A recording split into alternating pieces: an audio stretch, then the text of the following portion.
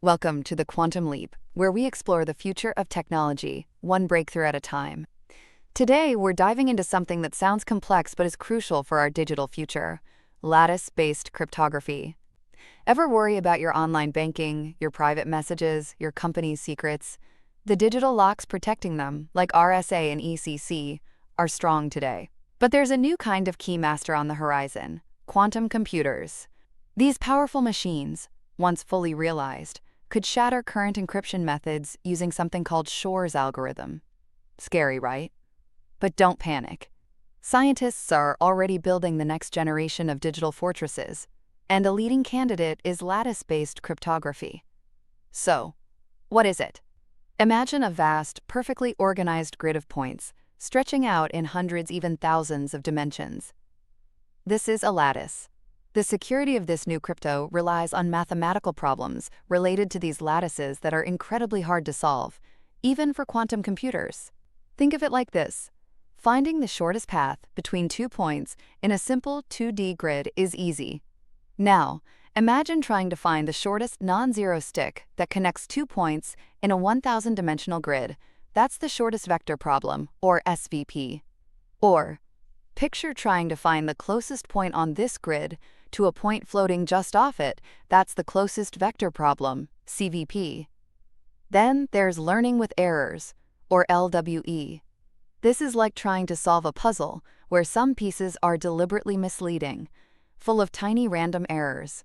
Finding the original secret hidden within these noisy equations is a nightmare for any computer, quantum or classical. These problems are the bedrock of lattice-based security. So how does it work to protect your data? Conceptually, when we create keys, the private key is like a secret, perfectly organized map of this high-dimensional grid. The public key, which is shared, is like a distorted version of this map. It still describes the same grid, but in a way that's incredibly difficult to navigate efficiently. When you send an encrypted message, your data is transformed using the public key into a point that's very close to one of the grid's points. Only someone with the private key, the good map, can easily find that exact grid point and decode your message. Anyone else, with just the public key, is lost in a high-dimensional maze. What are the advantages? First and foremost, it's quantum resistant. It's also incredibly versatile. We can use it for encryption, for secure key exchanges, digital signatures, and even for futuristic tech like fully homomorphic encryption, which lets you compute on data while it's still encrypted. Plus, many lattice schemes are surprisingly efficient. This isn't just theory. The National Institute of Standards and Technology, or NIST, has been working hard to pick the best post-quantum algorithms. And guess what? Lattice-based methods are stars of the show. Algorithms like CRYSTALS-Kyber, now called ML-KEM, have been chosen for general encryption, and CRYSTALS-Dilithium, now ML-DSA, for digital signatures. These are becoming the new global standards. Now, there are some practical points. Sometimes, these new keys or encrypted messages can be a bit larger than what we're used to with older methods.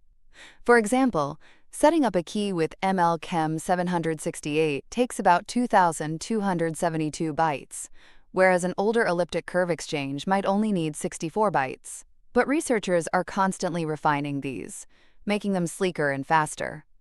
NIST has even selected backup algorithms like HQC based on different math, just in case any weaknesses are found in these primary choices. So what's the takeaway? Lattice-based cryptography is a robust, mathematically sound way to protect our digital lives from the coming quantum threat. It's becoming the new standard, ensuring our information stays secure for years to come. Thanks for tuning into the Quantum Leap. Join us next time as we decode another piece of our amazing future.